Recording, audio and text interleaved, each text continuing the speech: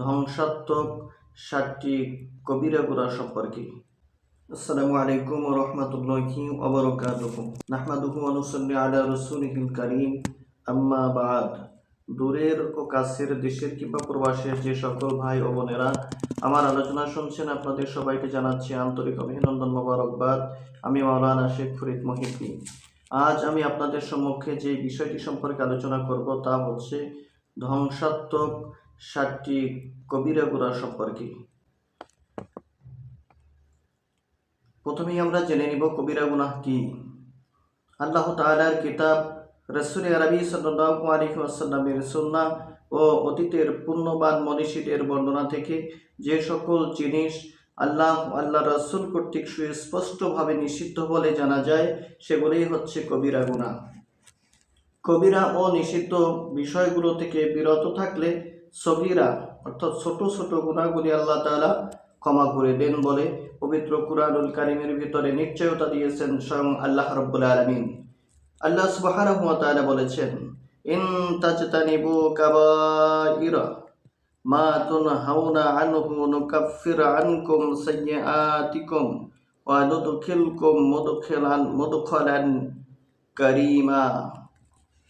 আল্লাহ সুবহানাহু ওয়া তাআলা বলেন, তোমরা যদি বড় বড় নিষিদ্ধ কাজগুলো থেকে বিরত থাকো, তাহলে আমি তোমাদের অন্যান্য যে ছোট ছোট গুনাহগুলি হয়ে থাকে, সগীরা গুনাহগুলি হয়ে থাকে, আমি আল্লাহ রাব্বুল আলামিন সব মাফ করে দিব এবং তোমাদেরকে সম্মানজনক স্থান বেহেশতে প্রবেশ করাবো। আল্লাহ সুবহানাহু ওয়া তাআলা এই অকাট্য ও দ্ব্যর্থহীন ঘোষণা দ্বারা কবিরা বা বড় বড় গুনাহ থেকে সংযত যারা থাকে তাদের জন্য স্পষ্টভাবেই জান্নাতের নিশ্চয়তা আল্লাহ তাআলা দিয়েছেন। সম্মানিত শ্রোতা মণ্ডলী, রাসূল আরবি সাল্লাল্লাহু আলাইহি ওয়াসাল্লাম বলেছেন, যারা প্রতিদিন 5 ওয়াক্ত নামাজ আদায় করে, জুমার সালাত আদায় করে, এক জুমা থেকে অপর জুমা পর্যন্ত, এক রমজান থেকে অপর রমজান পর্যন্ত, এর মধ্যবর্তী যতগুলি সগীরা গুনাহ হয় আল্লাহ তাআলা সব মাফ করে দেন, কবিরা গুনাহের জন্য তওবা করা শর্ত। সম্মানিত দর্শক শ্রোতা, এই আয়াত এবং রাসূল আরবি সাল্লাল্লাহু আলাইহি ওয়াসাল্লামের হাদিস থেকে কবিরা গুনাহসমূহ কি কি তা অনুসন্ধান করা অপরিহার্য হয়ে দাঁড়ায়। এ ব্যাপারে আমরা আলেম সমাজের মতো কিছু মতভেদ দেখতে পাই। কারো কারো মতে কবিরা গুনাহ 7টি। তাদের যুক্তি হলো এই যে রাসূল আরবি সাল্লাল্লাহু আলাইহি ওয়াসাল্লামের হাদিস, হযরত আবু হুরায়রা রাদিয়াল্লাহু তাআলা আনহু থেকে বর্ণিত হাদিস। তিনি বলেন, রাসূল আরবি সাল্লাল্লাহু আলাইহি ওয়াসাল্লাম ইরশাদ করেছেন, তোমরা 7টি ধ্বংসাত্মক গুনাহ থেকে বিরত থাকো। 1 নাম্বার হচ্ছে আল্লাহ তাআলার সাথে কাউকে শরীক করা। আল্লাহ সুবহানাহু ওয়া তাআলা বলেছেন, ইন্নাশ শিরকা লা যুলমুন আযীম। শিরক এটা হচ্ছে সবচাইতে বড় গুনাহ।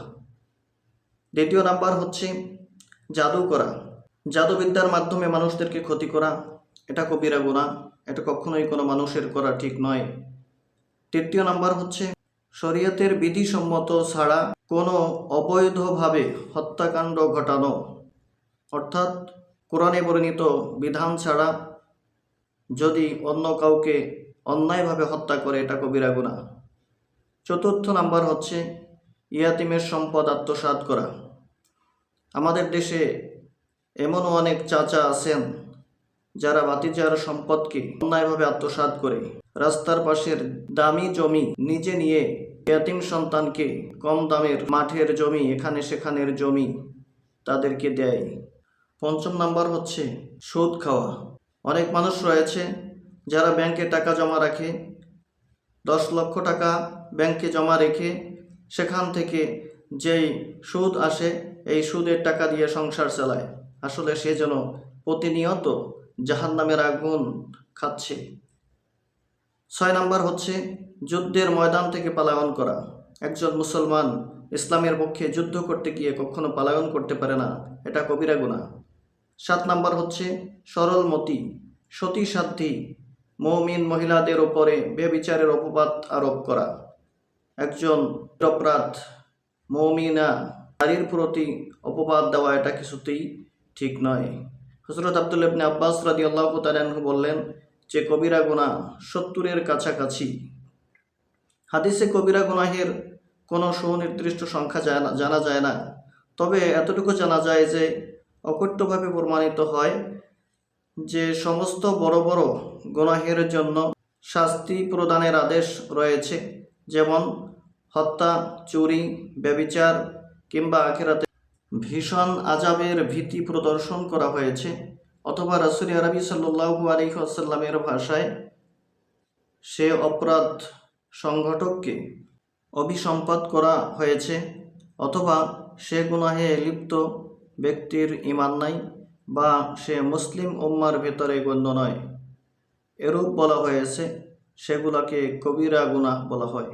সাঈদ ইবনে জুবাইর রাদিয়াল্লাহু তাআলা আনহু থেকে বর্ণিত হাদিসে এসেছে, এক ব্যক্তি আব্দুল্লাহ ইবনে আব্বাস রাদিয়াল্লাহু তাআলা আনহুকে বলেছিল, কবিরা গুনাহ তো 7টি।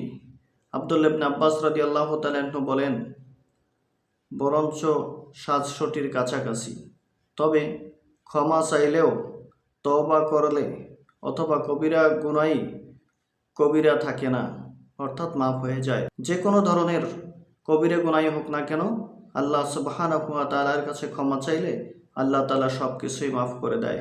আল্লাহ সুবহানাহু ওয়া তাআলা আমাকে এবং সকল মুমিন মুসলমান ভাই ও বোনদেরকে কবিরা গুনাহ থেকে বেঁচে থাকবার এবং কবিরা গুনাহ হয়ে গেলে সাথে সাথে আল্লাহ তাআলার দরবারে খালেস নিয়তে তওবা করবার মতো তৌফিক দান করুক।